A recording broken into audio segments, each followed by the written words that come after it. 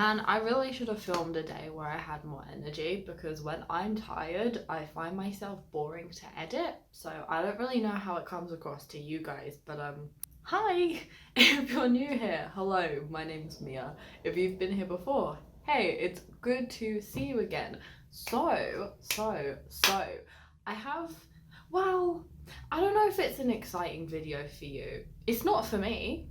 I bought all this stuff from IKEA thinking I could do some like Urban Outfitters inspired DIY gift ideas for Christmas and get in on that seasonal traffic. But Australia's postal system is begging for help. I bought them at the beginning of December and they arrived a couple of days ago.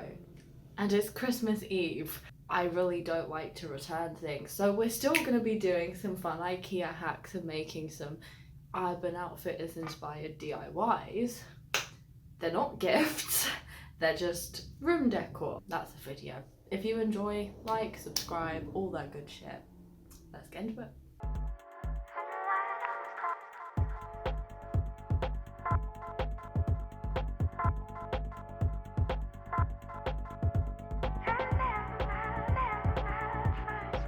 Hey guys, so for craft number one, we're going to be making these really cool acrylic pouring paint marble mirrors. The first thing you need is a pack of Lots mirrors from IKEA, that's LOTS. You get 4 for 15 Aussie dollars, so that's super cheap. And then you just need some acrylic pouring paints in the colours of your choice. I really like the Kmart 4 packs of paints. They round up, I think they're $6 each, and they're genuinely just like really good. Otherwise, the Monty Mart pouring paints are fabulous, especially their metallic ones.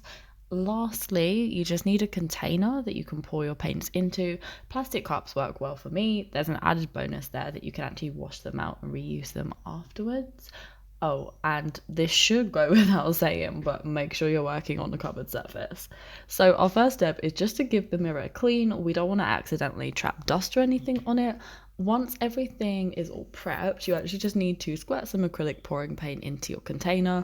Make sure you squirt a good amount of each colour into each layer of paint. I say this in quite literally every video I do that has acrylic pouring paint, but it's really important that you're not just squirting like a layer of blue and then a layer of pink. You want one layer that's got a bit of blue, a bit of pink and a bit of white.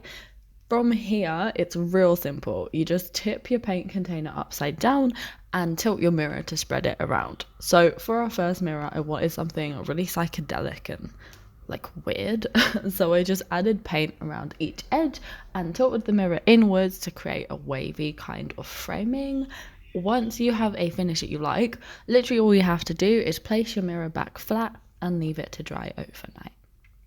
Now, in all honesty, I really did not love my first one at all. So I reattempted it with a different colour palette and used some masking tape in the middle to block out a neat square mirror. I didn't film this because it's pretty much the same process, but you get the idea. It's still keeping that idea of a frame, but just like a neat one. Now, our last mirror has to be my absolute favorite. I use really bright trippy colors and poured paint onto the top edge of my mirror, then tilted the mirror downwards until the paint started to drip. I love the way this looks so much. I actually think it's so cool. I'm planning to recreate it on like a bigger monochrome scale for my boyfriend at some point. I think with some silver and black and white, it would just look banging. But yeah, that is these mirrors done. I really love how they turned out and I hope you guys did too.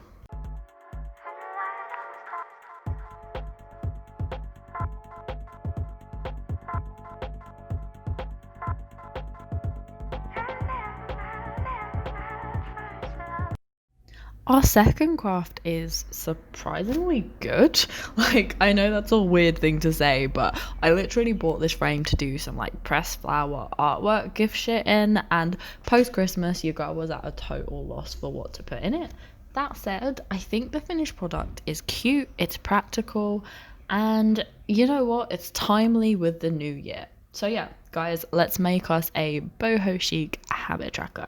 Now, these are great for keeping on top of your New Year's resolutions. Plus, as the glass acts as a whiteboard, you can change the habits that you're tracking month on month as well. To start with, all you need is a Laboda frame, some A4 paper, acrylic paints, and optionally some letter stamps. I guess you could alternatively print a design, but what's the fun in that? Now, my first step was to use the card that comes in the frame as a reference to rip my A4 paper around. I love the look of torn, kind of worn out paper, so I ripped my A4 down to size, but if you want a neat finish, you can, of course, use scissors. I then mixed up some warm tones of acrylic paint using a rusty orange, rose pink, and beige paint colours as a base. The first things I painted were large round geometric shapes. I did 4 of these, 2 being significantly bigger than the others. The reasoning for this is just that these are going to be our habit trackers. So the large circles are for daily habits like drinking water, eating veggies, yada yada. And the small ones are for the weekly habits like watering the plants or going for a run, things that I don't do. Once those were painted, I went in with some smaller paintbrushes and added some super simple, like abstract detailing. Nothing that requires skill, I promise, but I do think that it tied everything together really, really well. After everything had dried, I used my vintage letter stamp kit to write the word habit on top of each of the circles and drew a line a little bit underneath to give me space to write what that habit would be. I then added 31 circles to my larger shapes for 31 days in a month and 5 circles in my smaller shapes because, you know, sometimes that ends up being like 5 Saturdays in a month or something.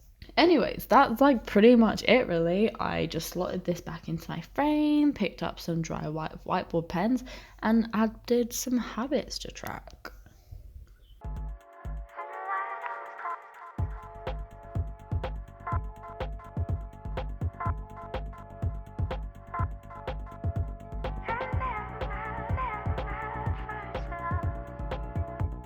And last but not least, I have a custom neon sign for you all. But this neon sign is with a bit of a twist. It's on an artificial plant background, so hello Tumblr. To kick us off, we need 2 fedge cut artificial plant tiles. These come in at $5 each, so again, they're super affordable.